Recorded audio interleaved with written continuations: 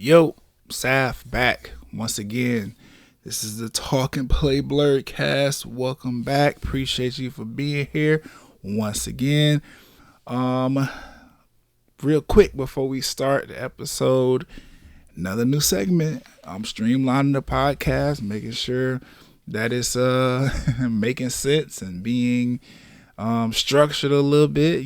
Just making sure my content is of quality. With that being said, I'm introducing, I think I'm going to title it Thinking Out Loud, which pretty much will just be me taking a topic within the realm of what I normally talk about on the Blerd cast, music, gaming, TV, blerd shit, Yes, taking one of those topics or whatever topic I come up with within that realm of my blerdiness and just, bringing it to you here on the podcast, talking about it, asking some questions, getting some insight from you guys, the listeners, if y'all decide to chime in the conversation, via the socials or whatever the case might be.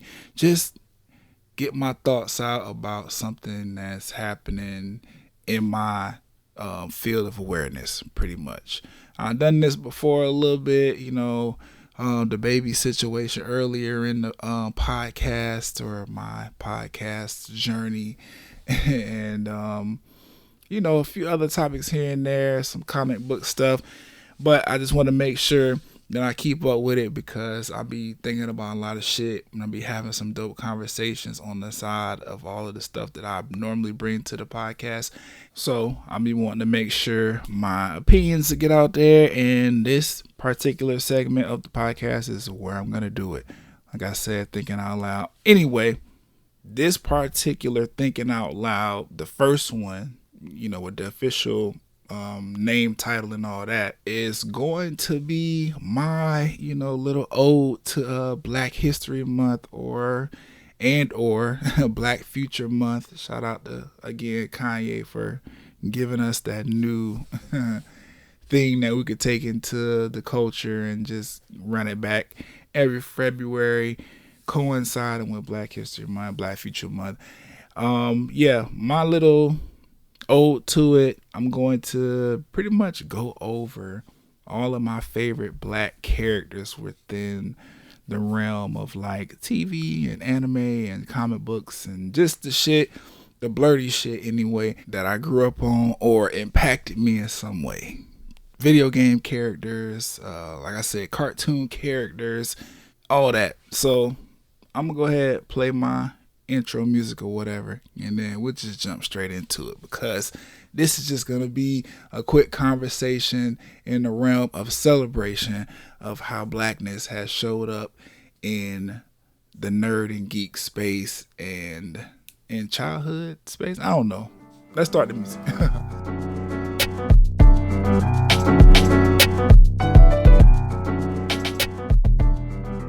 Yes, so my list is a tad extensive. It is okay though, because this list in particular, my list anyway, is why representation matters. All the characters that I'm about to list, they impacted me in some way, whether it be through my upbringing or just something that I enjoyed, or the first time I saw this happen on TV or film or video games or anime, movies, all that. First on the list, I got my dog Static Shock, aka Virgil Hawkins. If you remember him from childhood, he's a DC character. He got the lightning bolt powers and all that, the electromagnetism, electrokinesis, all the kind of electric powers that you could think of. Static Shock got him.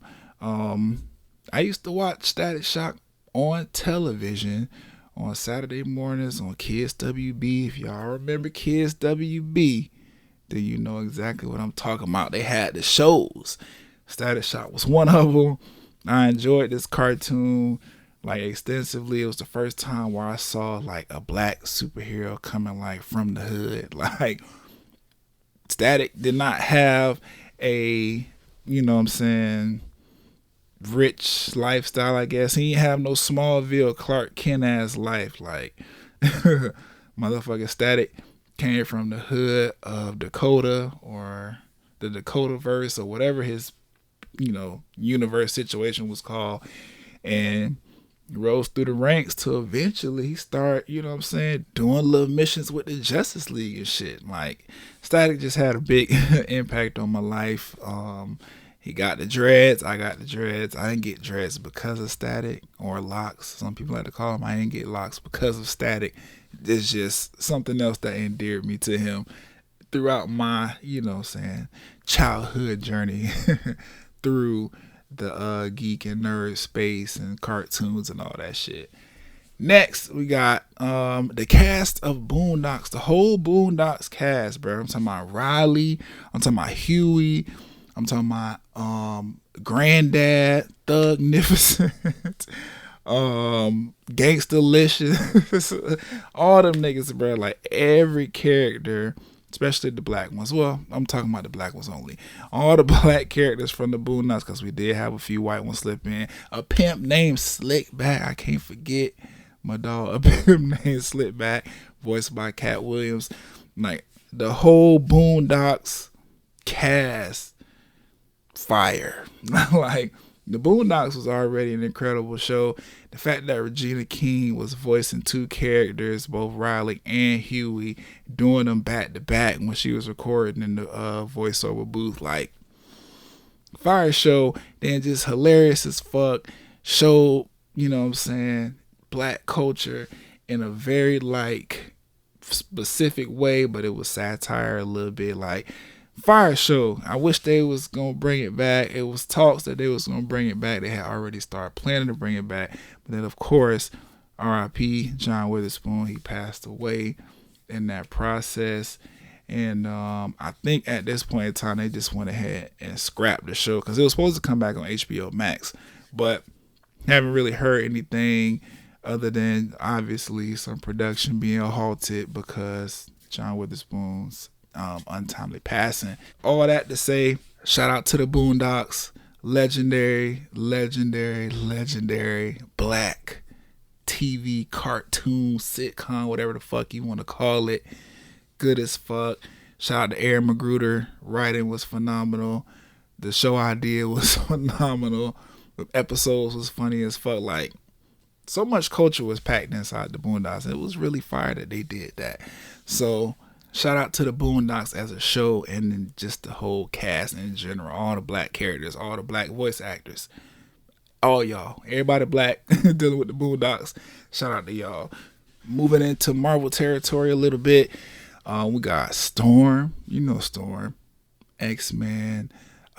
She's also a queen of, I forget which African nation, but Storm. Why not? Beautiful. Omega level mutant, if I'm not mistaken. Like, she pretty high on the mutant ranking chain or whatever. She got the weather powers and shit. Married T'Challa, Black Panther, at one point in their stories, which, shout out to Black Panther, he's also on the list. T'Challa, all iterations. Like, I just fuck with that whole vibe. Like, Black Panther specifically was very important to me growing up as a child, because it was like the first Marvel superhero that I had seen lead his own shit. I used to watch the cartoon that used to come on BT in the middle of the night. Had some comic books. Like, Black Panther was really that nigga. He still is. He's still my dog. Still fuck with Black Panther heavy. His gained much more popularity and success because they made the Black Panther movie over there at Tyler Perry Studios. Like, got us over there looking right. The whole shit was fire. Shout out to Black Panther. Storm, waiting on that solo movie that they had promised us a long time ago. Now that Disney has acquired the rights to that character, I'm pretty sure we'll get a Storm origin movie at some point in time. We've been begging for it. It needs to happen. They don't have any superhero movies where black women are the lead. That's fucked up. because we got some dope black woman characters. And it's time. It's time for them live actions to come on through. We need that starring movie. Shout out to Monica Rambeau. She on the list as well. I know she's supposed to be starring in one of the Captain Marvel movies coming out soon. But shout out to her. I think we're going to see her in Multiverse of Madness, the new Doctor Strange movie or whatever. But just for being black and being dope, shout out to Monica Rambeau. Shout out to Storm, like I said. Shout out to Black Panther / T'Challa and T'Chaka. Shit, he was dad was Black Panther as well. Shout out to all of the T'Challa, whoever. You know what I'm saying? The whole T'Challa Chaka family who was representing in the Black Panther costume. Fuck with you. Sticking with X-Men, we got Bishop, futuristic X-Men. He got dreads too, so shout out to that. I'm connected, we're connected. He shoots like lasers and shit out his hands, and he can like morph that energy into bullets for his gun and shit like that. Like, Bishop's a dope character. He don't really get the amount of attention he deserves. He can absorb energy and send it back to you like tenfold or however many times in power. Like, Bishop don't get a lot of recognition. He's bigger in the comic book world, but as far as like cartoons and live action go, he a little bit of a more smaller character as far as like his popularity is concerned. That need to change, because I feel like Bishop got a dope story, and with this whole, you know what I'm saying, Marvel situation now, the X-Men are back over there underneath the Marvel umbrella. They can really explore all these different dimensions and shit, and all these different universes they got just in the X-Men universe. Let's do that. Give Bishop some starring role, you know what I'm saying, he deserves. He's been holding us down in the community for decades at this point. Shout out to Bishop. Also, shout out to Spike from X-Men Evolution. Is one of the newer X-Men. Well, at least he was newer to me. Pretty sure he's been in publication as far as comic books are concerned for quite some time. I'm just getting privy to him, or I was just getting privy to him when X-Men Evolution was on TV on, again, Kids WB. I used to watch it in the morning. I was like, oh shit, who is this dark-skinned boy with the blonde hair who could shoot spikes out his entire body? Like, that shit was fire. He was kicking ass in the fights and shit. He was a star basketball player at his high school. We love to see it. I just like the connectedness I felt to him. Dark skin, you know what I'm saying? I enjoy basketball, you know. And then I was running around pretending like I was shooting little, you know, mini spikes out my hands when I was pretending what superhero I was as a kid. Like, this shit is important. Like, it's dope, and it's necessary, and it's needed for everybody in the black community to see themselves represented in this space, because it's a bigger space than we realize as far as entertainment and media is concerned. Like, superhero movies always top the box office. Is always a moment for nerds and blerds and geeks and cosplayers and, you know, people who just appreciate good movie and cinematography or whatever. It's always a moment for us to come together, meet at a focal point within this entertainment space, and like have conversation and celebrate this shit.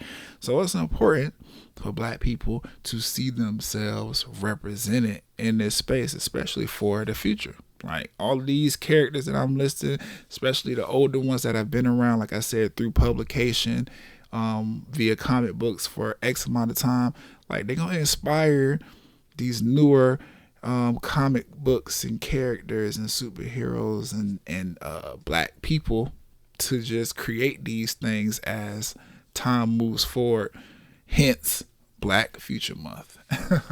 Going back to the list though, I got Falcon on here, you know, Sam Wilson, aka Captain America now, because he is the new Captain America in the MCU. So the next Captain America like solo movie is going to be starring Anthony Mackie, who has been playing Sam Wilson in the MCU since Falcon flew on the scene, and I think, was that Civil War? One of the Avengers movies we got introduced to Falcon.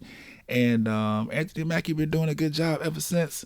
Looking forward to seeing Sam Wilson, Captain America.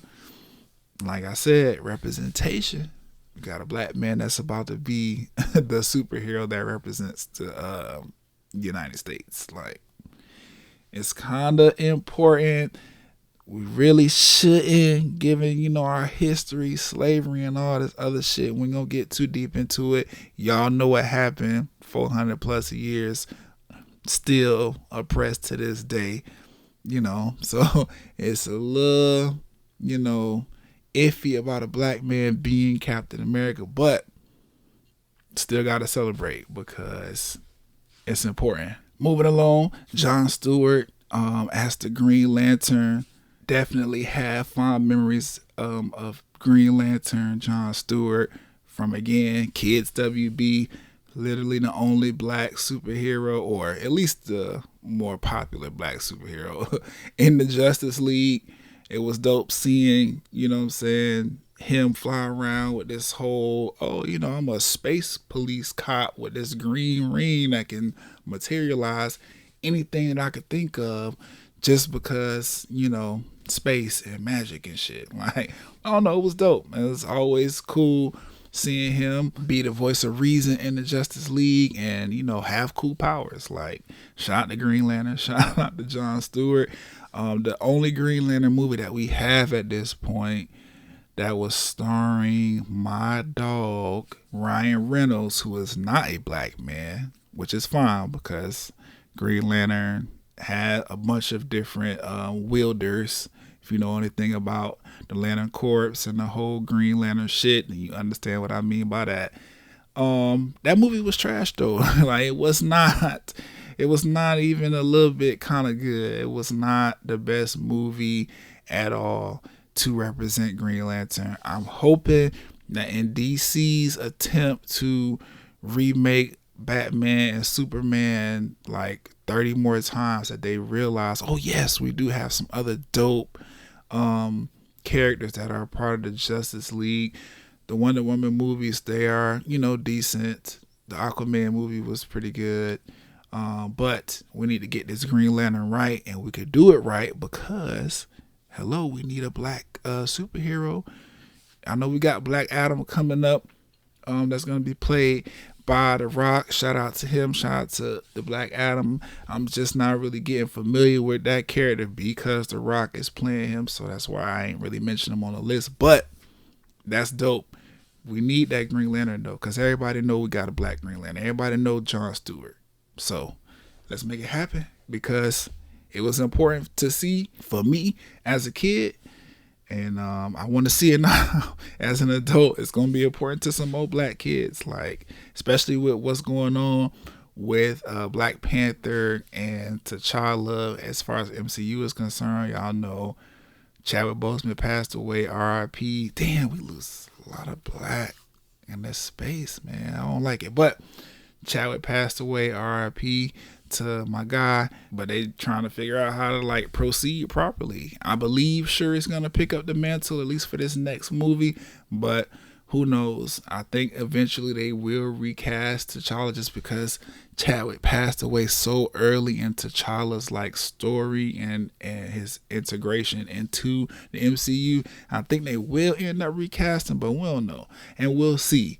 Outside of that though, I say that to say this is DC's time to like introduce their black superhero, Jon Stewart, Green Lantern, and make him, and not take all the attention, but you know what I'm saying, get the same support that T'Challa and Chadwick Boseman as the Black Panther got.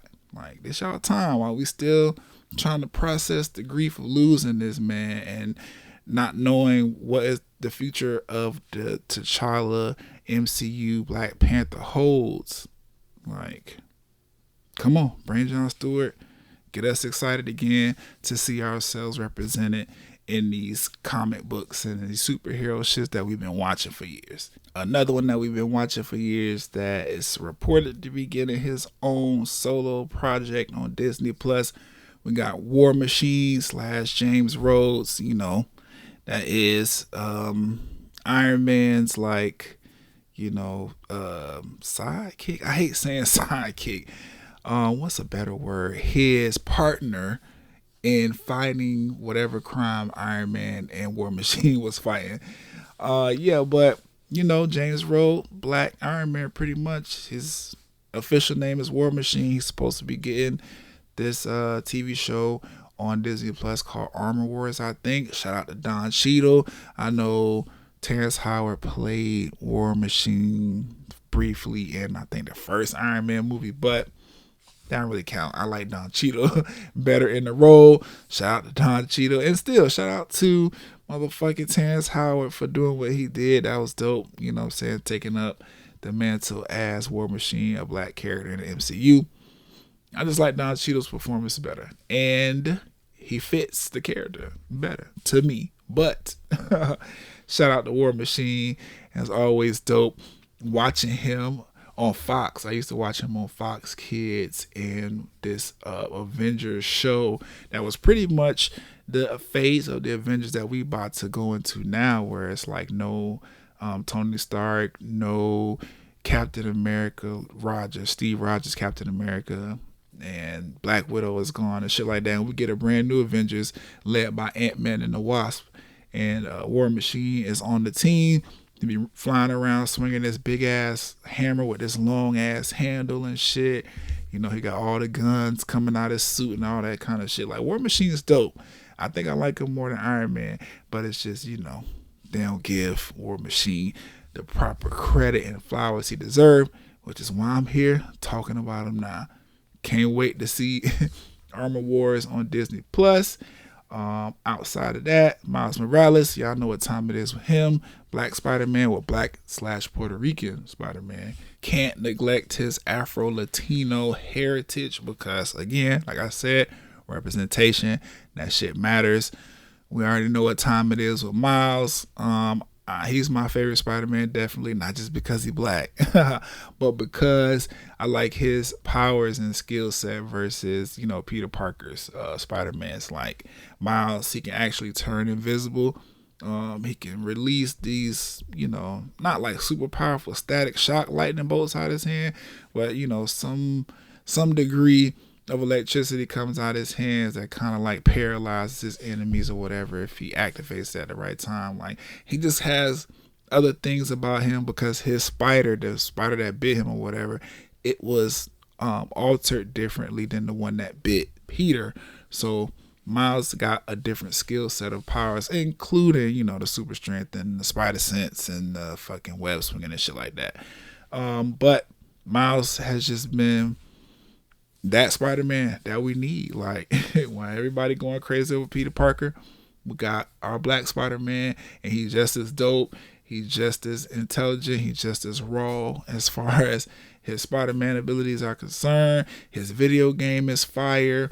His movies have been fire. Can't wait for the next Into the Spider-Verse movie. Like, shout out to Miles Morales. Very, very important character. Very, very important for black boys of all kind of shades at this point, because like I said, Afro-Latino is definitely something that Miles represents. I was talking about Black Panther though, and I forgot to mention Killmonger. Now, I think Killmonger has been white before, but we ain't talking about that Killmonger. I'm talking about Michael B. Jordan Killmonger from the MCU, because he killed it. Like, really, really good performance as Killmonger.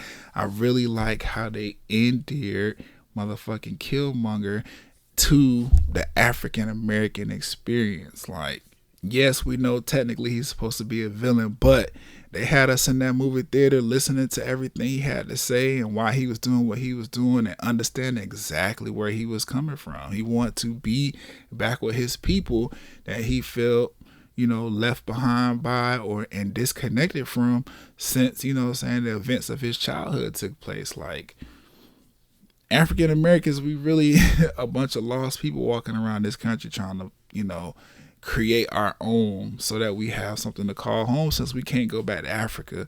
And that is literally what Killmonger kind of embodied, except for he was like, oh no, my heritage has a place on this planet still. Like my bloodline has a place on this planet still. That's where I'm going back to. I'm not staying in fucking America to be treated like shit by the people who brought us over here in the first place, like against our will, made us build this country, and now we don't get nothing in return for it other than oppression from a systemic level and just everyday racism.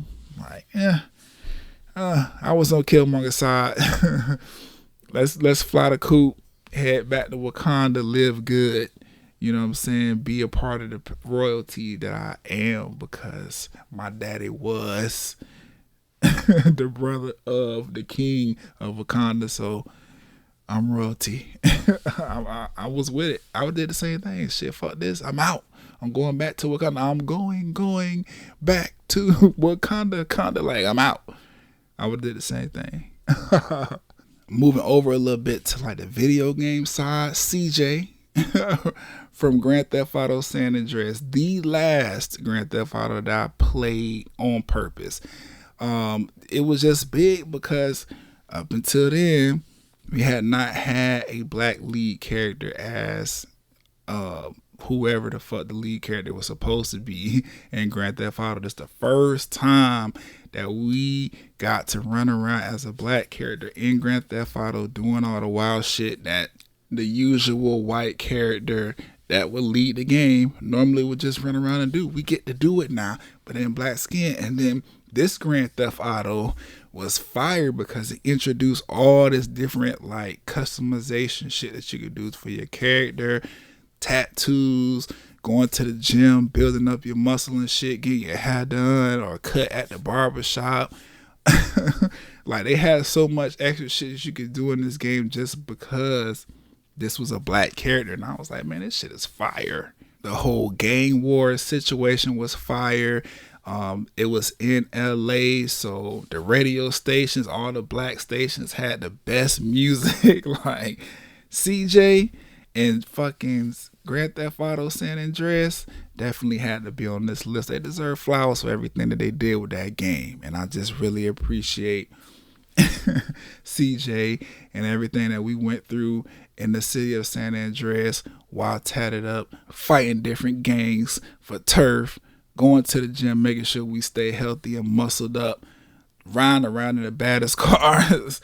Like, just shout out to CJ. That particular game and that character made me a Grand Theft Auto fan. Now, after the other games came out, and I was like, damn, that was just a one-off. It was only one time we get the black character as a lead. I was like, yeah, I'm going to fall off. I'm going to fall back from the Grand Theft Auto franchise. And I did. I have not played Grand Theft Auto, like I said, on purpose since fucking San Andreas. I've caught, 4 or 5 here and there, just on friends or families, game systems or whatever. Just play it a little bit to see what I'm missing.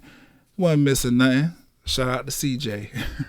That's the only thing that was missing. That nigga. Going to a little bit more lighter side though. Was pop in on the Disney Channel for the Proud Family cast, the entire cast, the theme song sung by Destiny's Child and Solange. Fire. Kyla Pratt as Penny Proud. Oscar as Tommy Davidson as Oscar Proud. Paula J. Parker voicing Trudy Proud. Sugar Mama voiced by Joe Marie Payton. Motherfucking Uncle Bobby voiced by Cedric the Entertainer. Flex Alexander voicing The Wiz. You never see his face and barely see his shoulders. The man's so tall, they don't even put his face on the screen. Goddamn Wizard Kelly. You know what I'm saying? Just shout out to the whole show in general. Like, the Proud Family was such a breath of fresh air, bro. Like, it was the first time I seen that kind of cartoon where it was an all black family having black conversations, using black slang, trying to make it in a neighborhood where they fit in, but not necessarily, you know what I'm saying? Because they had a little bit of money now, but they wasn't like in the fanciest neighborhood, but then like it was definitely a mixed neighborhood as far as kids and families are concerned. Just dope show all around, slightly problematic, but what show was it from back in that time period? hopefully the reboot, Louder and Prouder, which will continue the Proud Family story, but from today's time period. I think Penny's in high school now, or like upperclassmen in high school and shit like that. Like, the story about to pretty much pick up from where the original kind of left off, at least, time frame wise. And I'm excited, bro. I can't wait for that shit to start. But just definitely had to mention them on this list, get them their flowers for what they started back in the day. Proud Family was fucking amazing. They only gave us like, 2-3 seasons, and they canceled us. Fuck that, Disney. Glad y'all was smart enough to bring the shit back, because it's necessary. Kids need that. Black kids need that. We need to see not only ourselves but our family and friends in these kind of shows and programming. Glad they're coming back. And again, flowers to the originators, like the original season. A lot of these people coming back. Kyla's coming back. Tommy Davis is coming back. A lot of the actors from the original series is coming back for the reboot, Louder and Prouder, which is dope. But still, the history that they made, gotta give credit where credit is due. Also, shout out to the cast of Cousin Skeeter. Motherfucking Cousin Skeeter was so fire. This is the only time I've ever seen a puppet on television that was black at that. A puppet, period. Because only other show that was doing puppets like that was Sesame Street, and that they ain't had no black puppets on there, not to my knowledge anyway. But shout out to motherfucking Cousin Skeeter, because innovative, and that shit was good. They had 702 remixing their song as the intro for the goddamn show. Megan Good got her start right there on that fucking show, which is phenomenal, because you see what Megan Good, you see what Megan Good went with her career, took off. Pretty sure Robert Richard, my bad, who was playing Bobby Walker, I'm pretty sure he's still doing good too. But all this shit was just fire, bro. We had Bill Bellamy playing Skeeter, bro. Like, Bill fucking Bellamy, one of the funniest niggas to ever be a comedian, was playing Skeeter, and that shit was fire, bro. Like, that whole show, like I said, was innovative, it was fresh, it was new, it was something other than traditional cartoons or traditional like live action shows. They had the puppet shit going on. It was fire, bro. Definitely one of my favorite Nickelodeon shows. Always tuned in for Cousin Skeeter, and was always ready to see what kind of trouble he got Bobby and Megan Good's character into. And since we over here on Nickelodeon talking about, the kids show kind of thing or whatever, Kenan and Kel. Cannot forget about Kenan and Kel. That kind of spawned from what they were doing on All That. Shout out to the cast of All That. They was dope, cool for the culture and for kids and stuff like that, because they had Kenan and Kel. Kenan and Kel, the show, though, is what really cemented those two individuals in my childhood from fucking Nickelodeon. Live action show, not really cartoony or whatever. That's cool. Like I said, we talking about blerd stuff, all up in the realm of these shows that are, open-ended to the point where they could appeal to adults and kids. Kenan and Kel did that. I was a kid watching the show. It was dope. Listening to Coolio rap on the motherfucking intro. The black ass family, the badass baby sister of Kenan, who is in love with Kel. Like, that whole show was phenomenal, bro. It was funny as fuck. Like, Kenan and Kel together as a duo, hilarious. We would not let them niggas separate for a large portion of their career, but when we did let them separate and let them go off and do their own things, be their own comedians, we realized that they was funny together because they're funny as individuals. You see Kenan over here on Saturday Night Live, one of the longest running people to be on that shit. Like, trophies all around the board for him and what he's done over all these years for Saturday Night Live. Kel has had his own thing going on, stand-up comedy, being on TV shows and shit like that. Like, they separated as far as, co-workers are concerned, being Kenan and Kel, and they still went on as adults and found their way in the industry and are still like out here putting on for black people, doing great things for us. So definitely gotta give them flowers and shout them out in this kind of black character, you know what I'm saying, appreciation rundown, because again, fucking representation, bro. Like, they was putting on for niggas, bro, in a real special way for kids at a young age, for my age group, maybe a little younger and shit like that, like maybe a little older too. It was just a good show, good programming, good representation, and it spawned these two incredible talents that have gone on to still do good things. And shout out to the rest of the cast. They was black as fuck too. I think it was only like one white dude, the little manager from the convenience store that Keenan worked at. Kel used to fuck up all the orange soda at. Like, I think he was the only one. But phenomenal cast. Everybody else was black. I was fucking with the show as a kid. Also, since I'm on live action TV shows right now, got to mention Sister Sister, legendary black sitcom that definitely shaped me and impacted me as a child. Watching Tia and Tamara as twins on this show, having this life that is not necessarily the norm or like portrayed that often in media, but you know, it's somebody's life, not necessarily the twins separated at birth kind of situation, but you know what I'm saying, black kids being adopted by good black families and shit like that. Like, that's important to see. Like, Tia and Tamara, yes, they found out they was, you know, twins that had been separated at birth and adopted by two different, you know, black people, but Lisa and motherfucking Ray came together and was like, you know, it is what it is. We don't want to keep our girls separated, so we might as well tag team this shit. I don't have a lady, you don't have a husband or man or whatever, so let's tag team this thing and co-parent, but like be friends. And then they did mess around for a little bit, but it was all love at the end. You know what I'm saying? Like, that's beautiful. And it was dope to see on TV. Shout out to Sister Sister, the entire cast, everybody did their thing. They had some phenomenal musicians and actresses and actors come through that have gone on to be legendary in their own right as far as hip-hop and entertainment is concerned.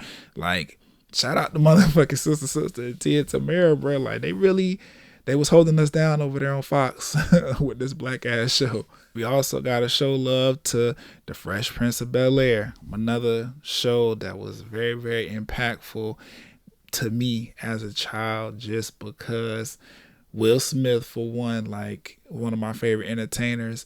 And then on top of that, it was rooted in hip hop, essentially, you know, with Will and his whole Philly thing, coming from that lifestyle, going over to Bel-Air and still realizing that black people can be black without being poor, or, you know what I'm saying, coming from circumstances that would not permit for them to excel. Like, what a culture shock the show was, but it was just dope because we had these diverse black characters, and, you know, Will Star Power bringing it all together and making it a sitcom that really cut through generations. We still talking about The Fresh Prince of Bel-Air to this day, to the point where now we have Bel-Air streaming on Peacock, the whole reimagining / reboot, which is actually really, really good. I'm really enjoying it, even though obviously I kind of know where the story gonna go because I watched the sitcom, but still a fire fucking show,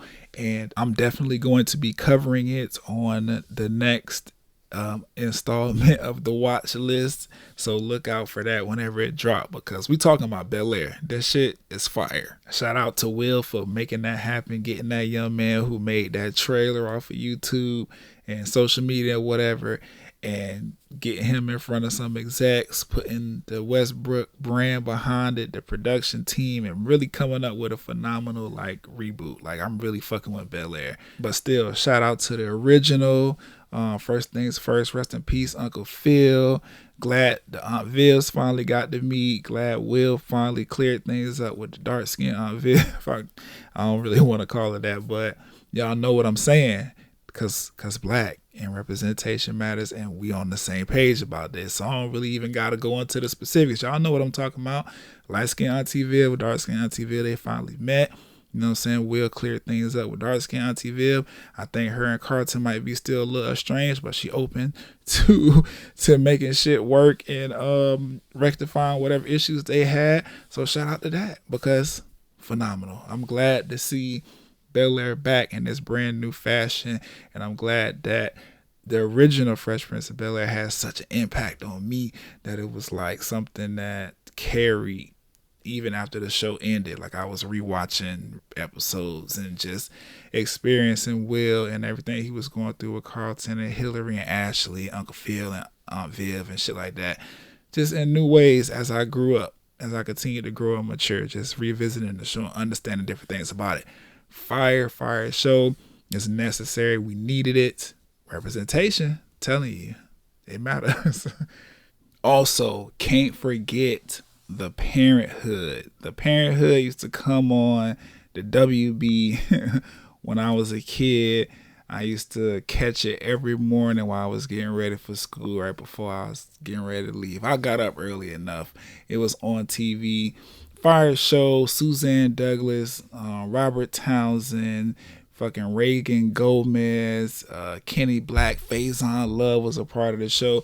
I just remember watching that show early as fuck in the morning, half asleep, half awake, trying to get myself ready for school, remembering the laughs and the joys that it would bring me if I had time to sit down for breakfast before taking my walk to the elementary school. Like, it was just a fire show, great messaging behind it, one that doesn't get talked about enough in my opinion. It really shaped me a lot because I just have these fond memories of mornings watching the Parenthood before I go to school. It was my introduction to Faison Love. I didn't really know who he was, could put a face to a name until I saw him on that show. And I don't know, bro, it was a staple for me, at least, in my black upbringing as a child. I don't remember no white people on the show. It might have been some white people on the show, but I do not remember them. Everybody was black as far as I remember, as far as the cast was concerned. Again, another black family on TV, just, living their black existence, trying to raise their kids and make a way and, make sure they ain't pushing those psychopaths into the world. I was fucking with it. Shout out to the Parenthood. Also got a shout out That's So Raven, you know what I'm saying? The entire cast, even Chelsea, because she was white. She was still very much a part of the family. Love watching That's So Raven. That's probably one of my favorite kid shows, like, of all time. Raven is fucking hilarious, bro. Like, I had no idea how funny Raven Simone was until That's So Raven came out. Like, grade A funny, bro. I want her to do more television. I know she's rebooted That's So Raven. It's called Raven's Home now, I believe. And, it's a continuation of That's So Raven, but like Raven's an adult now. She got her own kid, and Chelsea got her own kid and shit like that. All that's cool. I heard it's pretty good. I haven't really got a chance to sit with it yet. I should, because I really, really love That's So Raven. And I actually have watched an episode or two of it. I know the kids have psychic abilities too, or at least the son in the episode I seen. But either way, need to revisit Raven's Home or start watching it, because That's So Raven is still legendary and classic to this day. One of my favorites. I could watch it right now and be rolling, because Raven Simone is funny as fuck. And even though a lot of them scenarios that she was getting herself into was a bit exaggerated, they still had black ass like energy about the whole exchange between the characters and just them dealing with whatever crazy stuff was going on in Raven's life. I still felt blackness in those situations and just the way they would handle shit and just exchange with one another. Corey, funny as fuck. Also, like, that whole brother-sister dynamic between Raven and Corey, that shit used to kill me, bro. Like, funny as shit on Disney Channel as a kid. Shout out to That's So Raven, because wow. But since we are over on Disney side, we had Tiana from Princess and the Frog. Now, I was a little late to the Princess and the Frog train, and I really saw the movie just for the culture or whatever. It's a good movie now. I ain't gonna hold you on that. Like, it's a good movie. I think what was most important and impactful, you know what I'm saying, to me as far as the movie was concerned though, and why I chose to put it on this list is, you know, my favorite like black characters or whatever, is the fact that it was the first time we have a black Disney princess. Up until Tiana and the Princess and the Frog came out or whatever, like there was no black Disney princess. There was no Disney princess in that roster of girls that represented black girls. So Tiana coming out being the first one or whatever, even though her quote unquote princess status is a little, you know, shaky or whatever, it's still some kind of representation that like black girls need or whatever, and black boys as well, because her, you know, love interest was, I believe, mixed or some kind of racially ambiguous character that leaned more to being black. But other than that, the little girls needed something too, because if you notice, I haven't really named very many like women or girl characters that are black other than Storm. I got a few more on here, I believe, you know. And then of course the shows with ensemble cast like the Boondocks and the Proud Family, whatever, they have black female characters or women characters or girl characters. But you know what I'm saying, like this one is specifically about the black girls, the black babies, the little black young ladies. So very, very significant and important to the culture, and it was something that caught my attention heavily just for that fact alone. Like, you know, I'm hit or miss with Disney movies or whatever. If I catch it, I catch it. If not, it ain't really marketed towards me, so I don't really feel pressed to get to it. But when I heard about this, when it first came out or whatever, I was like, oh shit, this is the first like black Disney princess. It's dope. Gotta support the representation for the young black ladies. Is dope. So shout out to Tiana. Going back to some game characters though, Lifeline from Apex. Like, you see it if you play Apex. Even if you don't, just Google Lifeline Apex. She's a black character. She kind of has this Caribbean voice in the game. Like, she speaks with like a Caribbean accent. So we just gonna assume that this planet that she's from got some black people on there, and they are inspired by the Caribbean or the Caribbean, however you want to pronounce it. And we just gonna call Lifeline black because she got brown skin. She's a brown skin girl. So shout out to Lifeline, one of the best characters in the game. Everybody need a good medic, a good healer. They've reworked her kit so many times because she's that fucking good that at this point we just want them to leave her alone and maybe do one or two other things and make her better. But shout out to Lifeline. She's a dope character and very, very vital for your team if you're going to really be an Apex legend, because, you know, she can heal you with her drone, and if you get knocked, she could pick you up without having to crouch down and pick you up. She could pick you up and still shoot. Like, Lifeline is vital. She's the lifeline that your team needs in order to win a game. Moving on from Apex, though, we going to just go ahead and slide right into Overwatch since, you know, inspiration. We got Doomfist, which is the black character with the big ass fist that be flying around, fucking me up every fucking stream. Doomfist, I need to learn how to play him so that I can understand how I could beat him. I know how to beat him if I'm just shooting at a nigga, but I gotta understand his skill set, his cooldown some more so I can beat him. But Doomfist is a character that represents Nigeria in the game. Farah and Anna, they are both Egyptian characters. Farah is the one that flies around and shoots. You might have seen me on stream flying around shooting with her. Anna is the character that I hate. I don't know why people pick Anna as a healer when they are trying to play support, but I guess she's supposed to be God tier on PC. Still don't see it there. It is what it is. They're both black characters from Egypt. Symmetra is a black woman from India. She's an Indian character who is black or brown skin or person of color or whatever their proper term is. But Symmetra looked like a black girl to me because her skin is like as dark as mine. Baptiste is a brother from Haiti. He is also a support character like fucking Anna. Better than Anna, if you're asking me. Way better. And then we got Lucio, who is a black Brazilian. He's black from Brazil, an EDM DJ celebrity. Like, these characters in Overwatch, they got all these cool backstories or whatever.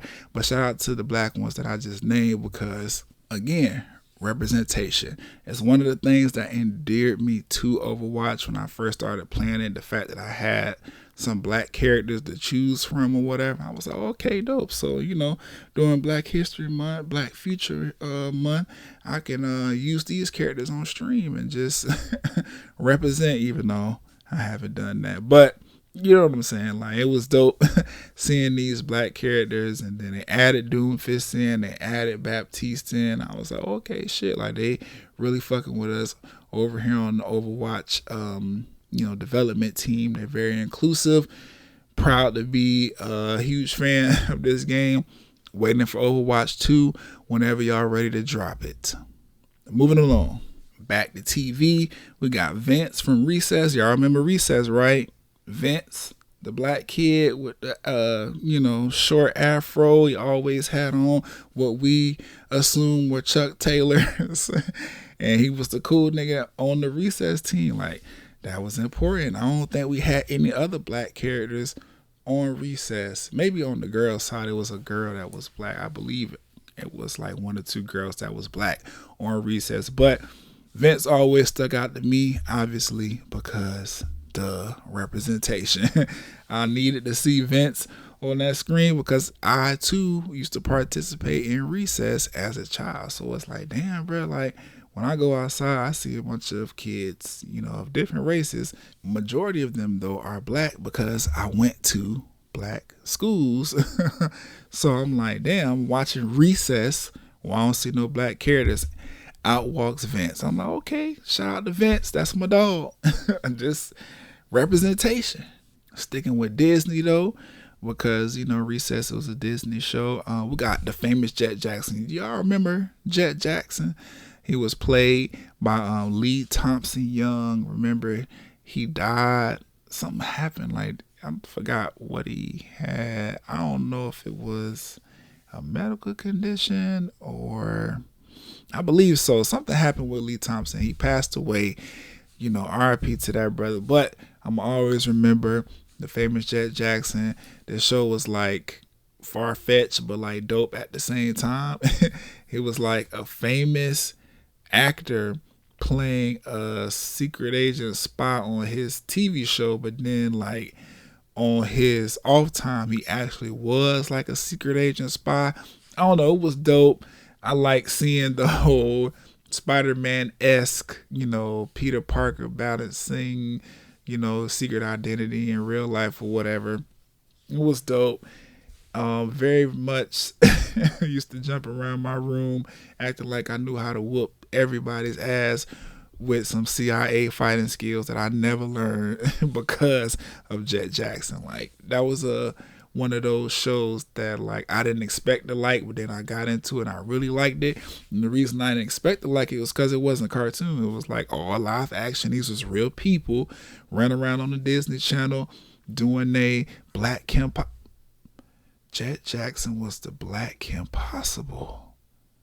Yeah, I feel like that's right. I'm gonna just go with that for now. Either way, we wouldn't have Kim Possible without Jet Jackson. It's the same script, really, pretty much, right? Except for Kim was like not black for one. She had a black friend. Shout out to Kim Possible's black friend, Monique, who was voiced by none other than Raven Simone. Shout out to Raven. Shout out to That's So Raven again.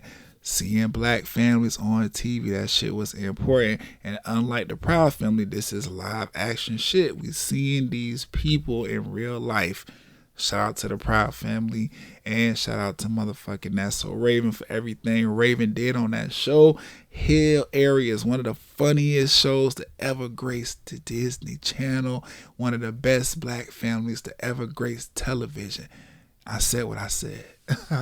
But as far as Kim Possible is concerned, I also got to give a shout out to motherfucking Wade, who was voiced by Taj Mowry, who, if you don't know, that is Tia and Tamara Mowry's little brother, who is an actor in his own right, slightly a musician, I guess. He released some shit with Disney Channel, but other than that, you remember him from Smart Guy. He was the lead on there, the little smart kid or whatever. Can't have this list without mentioning Smart Guy because, again, representation. One of the one of the best black families to ever be on television, and I mean that shit. We had a single dad raising two boys and a young lady, and whoever their friend was, Mo, his name was Mo, and he used to just pop by and act like he was one of the kids all the time and just be, he just used to be, like, they never kicked him out. He was always down with the family. He was Marcus's best friend, aka Jason Weaver. Y'all know Jason Weaver. He was also the voice of Simba from The Lion King, baby Simba, not, big grown Simba. We're talking about when he was little. But shout out to this fucking Smart Guy, bro. This TV shit is fire. We had so much good shit, man. And I'm so glad that we had it. I hope it continues for Black Future Month. But the list ain't over. Just gave flowers to TJ Henderson, Mr. Henderson, the whole Henderson family. This is where I first got my view or where I was first introduced to Essence Atkins, who has gone on to be a talent in her own right. Like, I really was fucking with the whole vibe of Smart Guy.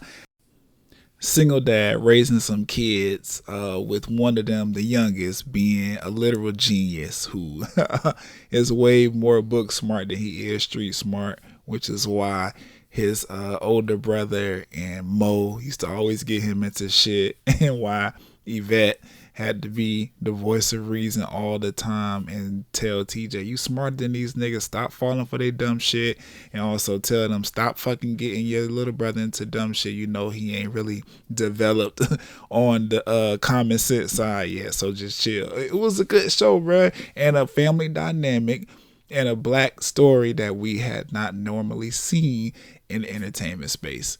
Fire. But outside of that, the cast of Bebe's Kids, we gotta shout out fucking Bebe's Kids. Bebe's Kids is a black cartoon that was based on a joke. I had no idea about this until I watched Fat Tuesdays. I had seen Baby Kids, plenty of times as a child, but when I watched this Fat Tuesday documentary that just premiered on Amazon Prime, I want to say last week, maybe a week or two ago, like, I did not know that the movie came from Robin Harris's like classic joke that he used to tell in this LA comedy club, one of the most influential comedians to shape the landscape of comedy as far as black comedians are concerned, making it to Hollywood and getting these movies and TV roles and shit like that. Like, that was really dope when I learned that, and it made me appreciate the movie that much more, because seeing how important Robin Harris was to hip hop comedy culture in that Fat Tuesday documentary, I was like, damn, I'm glad I got to witness that and get a piece of the culture that I never knew I was ingesting. Like, it was just dope. Sticking with black cartoon characters, we got Susie Carmichael next from the Rugrats. Like, I was the hugest Rugrats fan as a kid. I'm pretty sure I've seen every episode, even every episode of All Grown Up. I used to just love that show for whatever reason. Like, it was funny. I used to love all their little adventures and shit. Tommy, Phil, Lil, Chucky, and Dill when he came along. Susie when she wanted to be around Angelica when she was not acting like an asshole. I used to just like seeing all the shit that they got as Kimmy when she finally came around as Chucky's stepsister after Chucky's dad finally found love. Like, it was just a really, really dope show. I appreciated Susie being on there, being the one character that Angelica could not fuck with. It don't matter what was going on. Susie stepped on the block Angelica had to sit down like, you think you smart. I'm gonna show you what smart is. Like Susie used to have Angelica shut down. Couldn't convince Susie to do nothing terrible. Angelica, you was played when it came to Susie. Susie came through and was like, you gonna stop oppressing these babies. You gonna stop lying to these motherfucking adults, and you gonna stop trying to try me like I'm stupid, because I'm not. Susie used to come through and shut shit down and make sure Angelica met her match, or knew that it was somebody out here who she could not fuck with. And I used to fuck with Susie heavy for that, because she was the only character that could do it. Everybody was just bamboozled by Angelica. The babies ain't know right from wrong, up from down when they came to Angelica. The parents knew Angelica was a fucking brat, but they also was like, she's a toddler. She's like 3 or 4 years old. There's not much we could really do with her badass outside of just let her think that she working us. And she was working y'all sometimes, but not when it came to Susie. Susie said, hell no. I was raised by 2 black cartoon mamas and daddies. And they taught me right from wrong. Angelica's stupid ass ain't finna get me fucked up. And I fuck with Susie for that. Moving back into the gaming space for 2 seconds. Marcus Holloway from Watch Dogs 2. That is the lead character from Watch Dogs 2. If you've never played Watch Dogs before, I implore you to play that game. It's phenomenal. I haven't even beaten Watch Dogs 2 yet. I think I need to pick it back up and get back into it, just because I was enjoying the game. I had just bought another game and I got sidetracked, never went back to it. But it's a dope game. If you like Grand Theft Auto, Watch Dogs 2 is for you. It's a lot less run away from the police with 6 stars and beat up prostitutes, and a lot more of you can use this character's brains to do shit. Like, he's a hacker and he know how to build little robots and shit. Like, it's dope. It was Grand Theft Auto but hackers, instead of running around causing melee and destruction. I really fuck with the game. I should finish it. I think I was pretty close to beating it. I think I'm going to jump back into it just so I could beat it, say that I beat the Watchdog game that has the black lead character, and then maybe delete the game so I can make room for new games on my hard drive. But just wanted to make sure I mention Marcus because, again, representation. It was dope playing that black character who is not a thug or a criminal by, regular society standards, kind of in the game, but more so because he was trying to fight against an oppressive system using his hacker skills. It's a fire game. Just fuck with it. Moving into anime a little bit, we got Ogun from Fire Force. Like, Fire Force has become one of my favorite anime. I really hope that the next season get on my TV or my Funimation account like really soon, because I missed the show. It's a good show. Ogun has worked his way. Well, he ain't worked his way to nothing, because he was one of my favorite characters from the first time I saw him on the goddamn show. His pyrokinesis ability is one of the best ones on the whole fucking show. Like, shout out to Ogun. He's voiced by a black dude named Zeno Robinson. He goes by Childish Gambino on Instagram. It's dope because I found Childish Gambino on Instagram, searching through blerd hashtags and just trying to find my little community on there, whatever. And I came across fucking Childish Gambino and whatever was happening on his Instagram. I followed, and then I want to say a few weeks later, like, it was announced that he was going to be voicing Ogun on season 2 of Fire Force. So I was like, oh shit, that's dope. I ain't even really know about Ogun until this press release. Got into the character, got into the show. As far as his character is concerned, I was like, yeah, perfect fit. The voice match and everything. Like, fire character, just black, dark skin like me. He got, like I said, a dope pyrokinesis ability. I think he got braids, but black hairstyle, like, He's just a cool character. And voiced by a black actor. Sticking with anime, we got Philly the Kid and Sam the Robot from Cannon Busters. Cannon Busters was something that caught my attention because the creator LaShawn Thomas was looking to turn his Cannon Buster comic book series into an actual anime. He kickstarted it or GoFundMe it and he made it happen. He got the pilot done. He sold that shit to Netflix. Netflix ordered a season. The first season of Cannon Busters is available to watch right now. No word on the second season, but I just thought it was extremely dope because another anime featuring black characters as the leads. Fire to me. I really want to understand more about Philly the Kid and this whole like numbers thing he got going on with his body, where like every time he dies or comes back to life or some shit. I forgot. It's been a while since I watched anime, but his lifespan is being kept track as tattoos on his body. And I think when he dies or comes back to life, another number gets added. And if he reaches like 99 or 100 or something, he'll finally die. Like for real. Something going on with that. But we'll find out more about it when season 2 drops. And then Sam the Robot, who turns out to be this, super ancient, all-powerful cannon buster robot or whatever that could transform and mutate into all kind of different shit in order to be successful at whatever the fuck her person programs her to do. I don't know. It's dope. They have all of these different like anime tropes packed into this show. The characters, like I said, are black and they have backstories that leave you wondering like what the fuck is going on and really make you interested in continuing to watch it. Like I said, I don't know what's going on in season 2, but hopefully we'll learn something soon because this is a more recent anime. I believe it came out 2018, maybe 2019. Like it's very, very recent and new. Definitely what Kanye had in mind when he came up with Black Future Month. Going back to historic cartoons though, we got Gerald from Hey Arnold. Can't forget my dog Gerald. Again, another what we presume as Chuck Taylor rocker.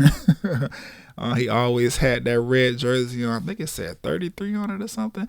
I forget what the number is, but you gotta remember the hot top afro that was always on point. Even if Gerald did something to make it fold down, that shit will pop back up like it had springs in it or something. Like it just would not lay down. But it added to the cool factor of Gerald. That was Arnold's best friend. Shout out to Gerald. Definitely gotta mention him. He one of the GOATs. Like we know Gerald. Like when you think of black characters from, cartoons and television and shit, Gerald one of the first ones you think of. So we definitely had to make sure he was on the list. Going over to Cartoon Network, a character that didn't have a super long run, but it was an impactful run. Number 5 from Codename Kids Next Door. If you remember Codename Kids Next Door, then I don't really need to explain that to you. But if you don't, bunch of kids on some CIA kid mission shit in a treehouse. I could never tell if they was real like secret agents for this kid secret agent organization, or if this was just them playing make believe in their mind, like just passing the time like you used to do when you was a kid, pretending like you was something that you wasn't with your friends.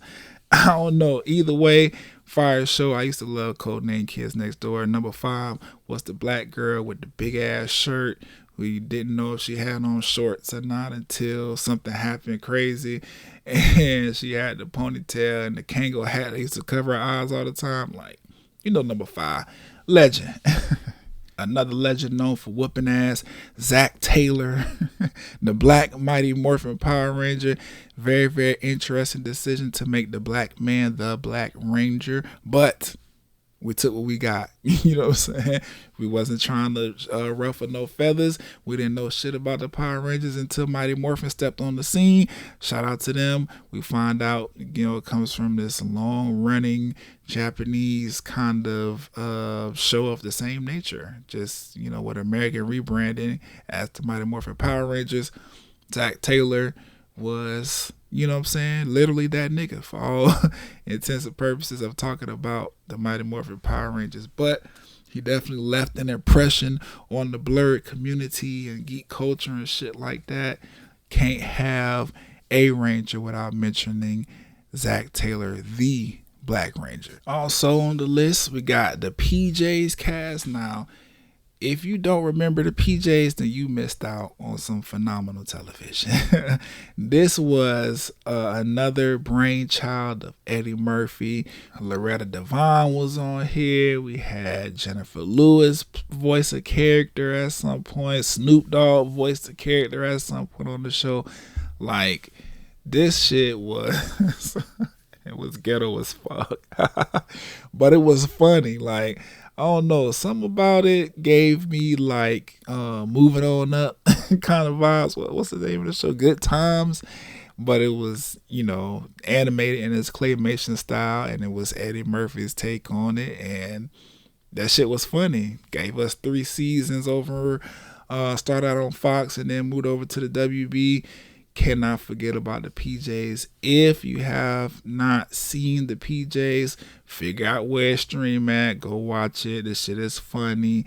It's definitely gonna bring you back to a nostalgic period in sitcom history where you wasn't seeing really nothing like this as far as the cartoons and shit is concerned. Like, the PJs was an underdog in a I don't know, an area of black entertainment that wasn't as popular as maybe like the other sitcoms like 101 and The Game and Girlfriends and shit like that. It was around that era, but a little bit more prior, and then black as fuck.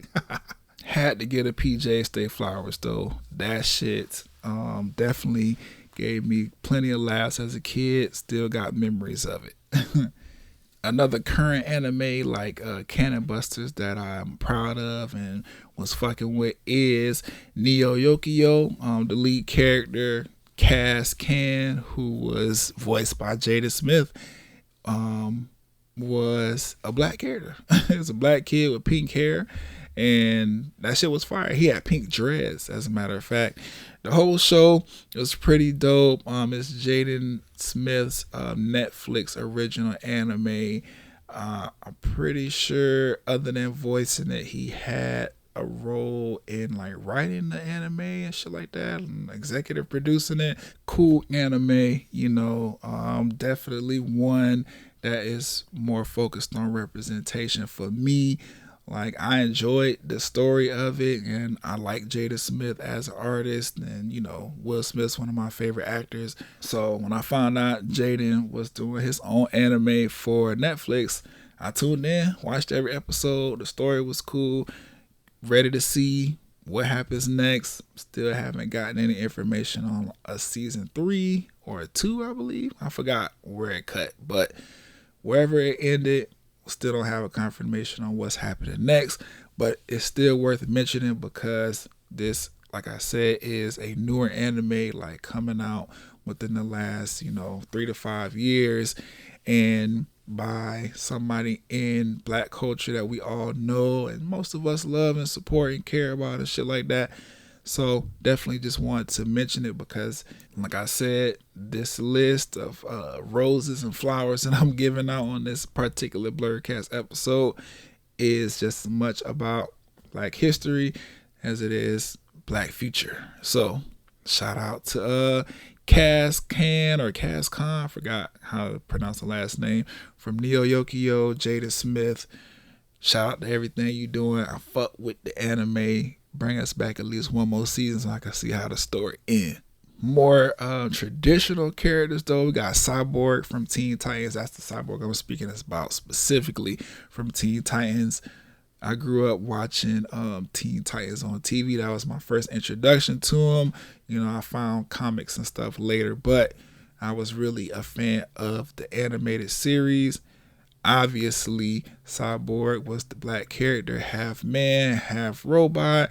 He could turn his hand into a energy cannon, and he was the person that built the Titan Tower and the cars and all the vehicles and shit. Like, Cyborg was really integral in making sure the Teen Titans could save the day. So it will only make sense that, of course, I shout him out on this list, give him his flowers because of representation and because he's just a dope character.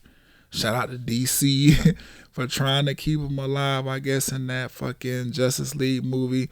Didn't really understand what his role is. Don't even really understand why y'all did that movie. But I took what I could get because obviously y'all not trying to give us John Stewart Green Lantern, even though y'all should. Shout out to Cyborg, though, for being a pillar in the Teen Titans community and making sure that they had a black person in this Justice League movie. Sticking with DC, though, shout out to Aqualad, aka Calder, who was the black character from Young Justice, who was the apprentice to Aquaman. Calder was dope, was because like he was dark skinned and then he was from Atlantis. Some believe Atlantis is off the coast of Africa, so I'm gonna just go ahead and assume African or at least black. He's technically Atlantean, but at least African at its root. But fire character, like, he made me want to get tattoos because if you remember, if you don't, pull up a picture.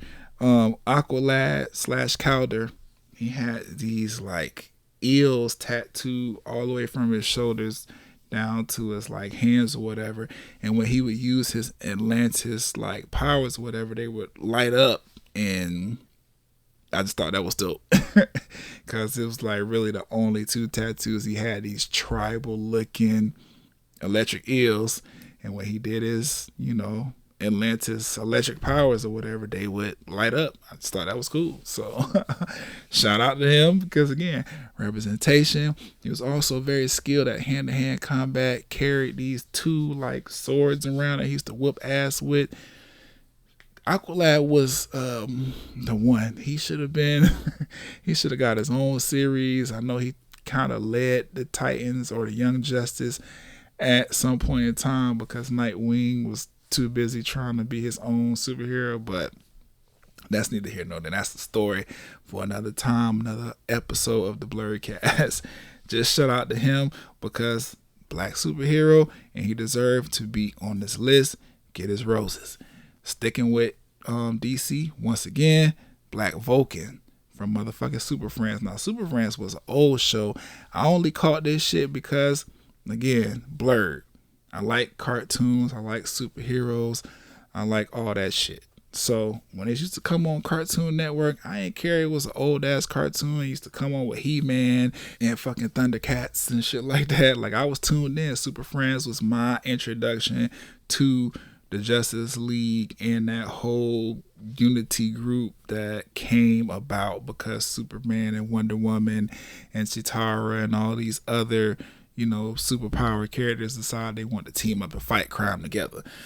So definitely got to shout out Black Vulcan because only black character to my knowledge from the Super Friends, and he had cool powers, so I was like, all right, he black and he got some dope powers or whatever, so I pretend I'm him when we playing Justice League at my doghouse.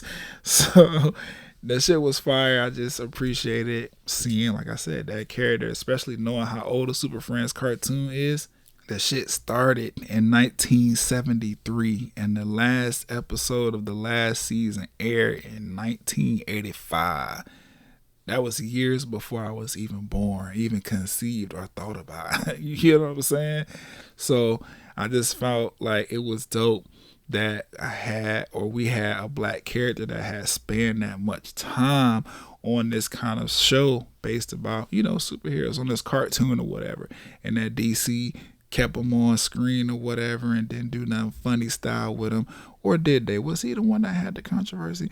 I don't know. We'll talk about that some other time. Either way, shout out to Black Vulcan, all the flowers, all the respect, all the praise for just making sure I had some kind of representation in the Super Friends when I was a kid watching these old ass cartoons that came out before I was even born.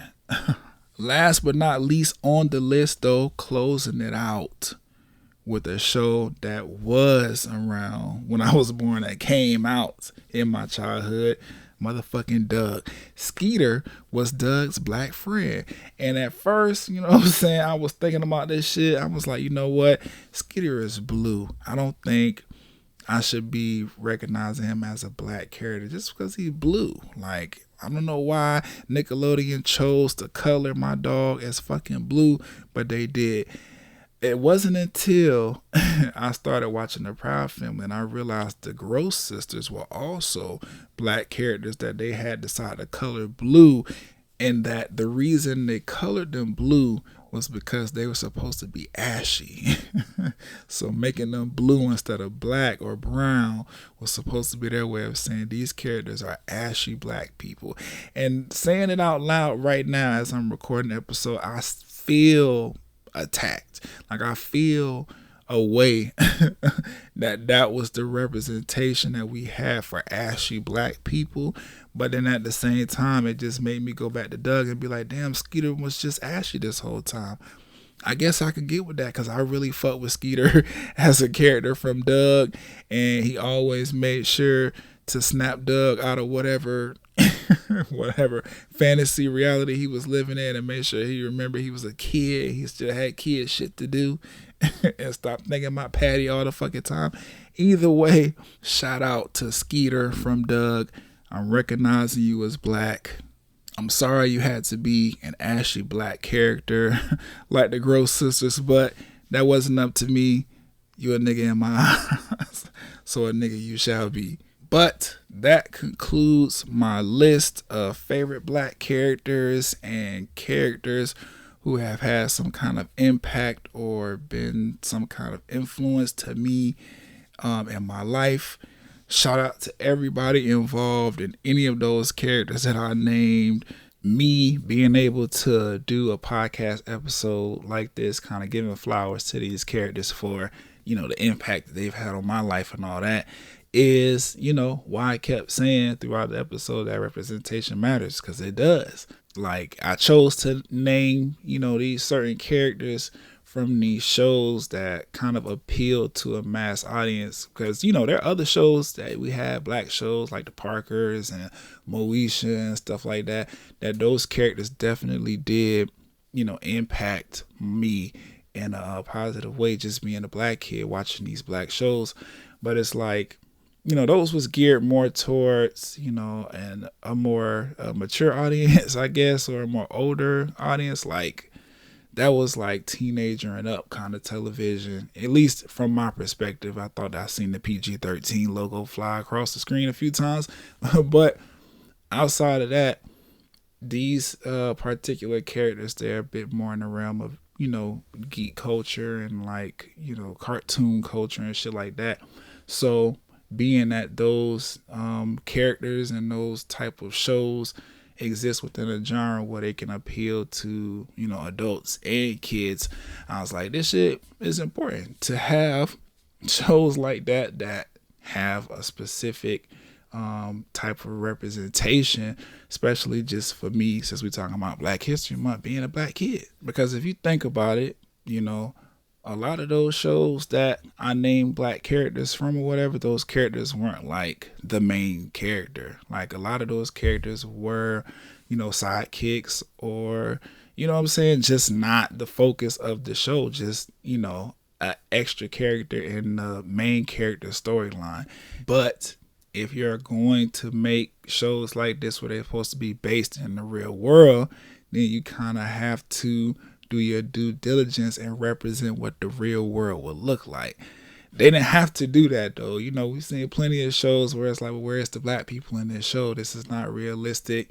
You're not making a show in the middle of New York and there's no black people around. Like, that's crazy. So for these shows with the characters that I just named, like, for those shows to appeal to as many people as they do, for them to at least take the time to be like, okay, we have to make sure black people see themselves in these shows, at least a little bit. Like, we can't make a show about something that's supposed to be happening in the real world and not include them. I feel like that's dope. And if you look, it lasted. It made an impression on me. Like, these are shows, most of them, that came out when I was a child, even before I was born. And I found my way to them or whatever, and I'm still talking about them to this day in my childhood. Like, just giving flowers to the fact that I was able to watch some dope programming and still be like, oh shit, I'm a kid and I see myself in this show because they drew somebody in there that looked like me. They might not always get us right, but I can at least appreciate the intent. And then for the other shows that were geared specifically toward us, like the Proud Family, like the PJs, like the Boondocks and all that shit, like, those were heavily appreciated, and they definitely deserve all the awards and accolades they received over time. Any reboots that come that way, like, definitely have to celebrate and just respect the work that these characters and these shows have done to at least make sure generations of Black people from childhood up to adults see themselves in their entertainment and the things that are supposed to be uplifting them and making them happy and reflecting what their worlds and desires and hopes and fears and dreams and all that shit is like from our perspective. And then for those shows where the Black characters are like side characters or sidekicks or whatever, just being there and being visible and seen and heard. It's all dope. Flowers to all of those characters and shows and whoever made this shit happen, whoever greenlit it, whoever got it in front of us so that we could consume it, appreciate it. Like I said, lasting impact. I don't know how many Black characters I just named, but like I said, has had a lasting impact on me. So representation, you know what I'm saying, it matters for Black history and Black future. Speaking of future, shout out to Milestone Media, you know, everything that they have done with DC and outside of DC. I really hope that them, you know what I'm saying, partnering up with DC once again for this new Static Shock comic book series spawns a lot more. We need everything Milestone Media has to offer.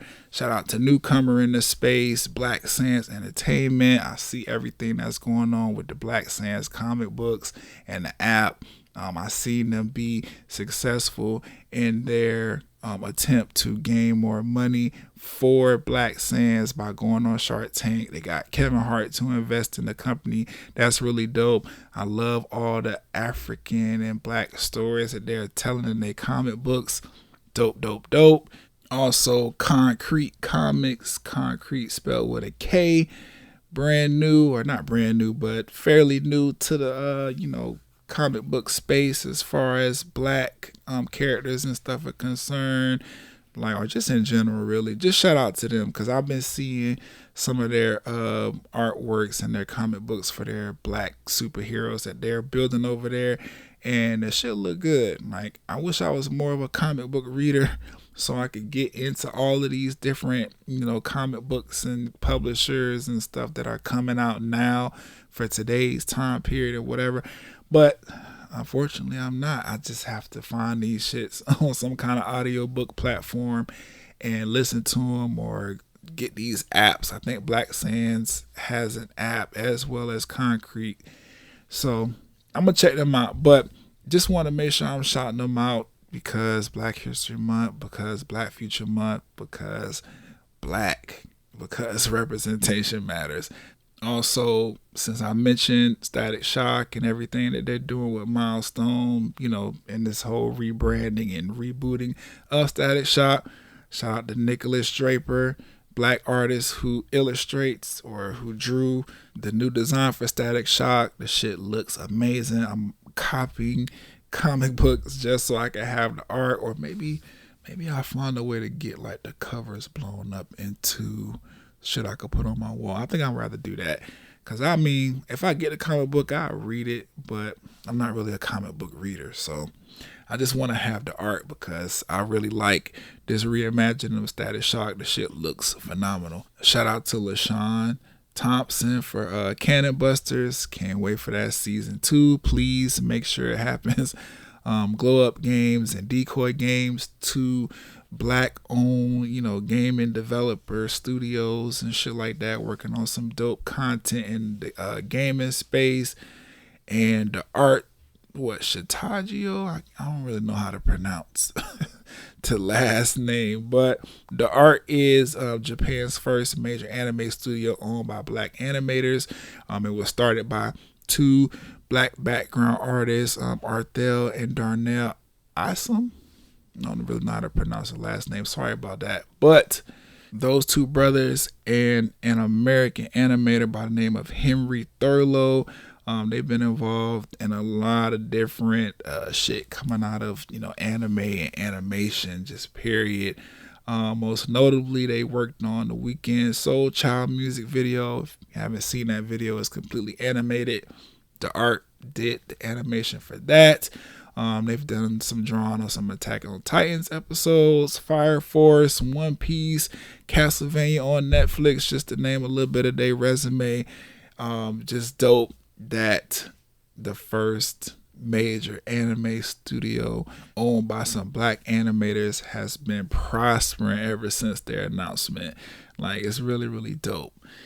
But that is going to conclude this particular Thinking Out Loud segment, whatever the correct title is.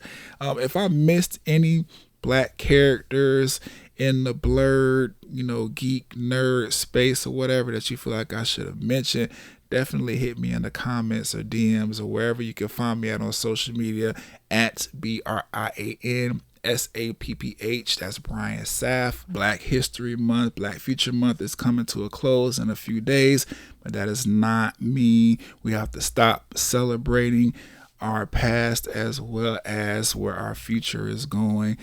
There's always going to be room to have conversations about blackness within these spaces of being a blerd and a geek and all that shit like that. So make sure you hit me up at those social handles, and I will catch y'all on the next Talk and Play Blerdcast.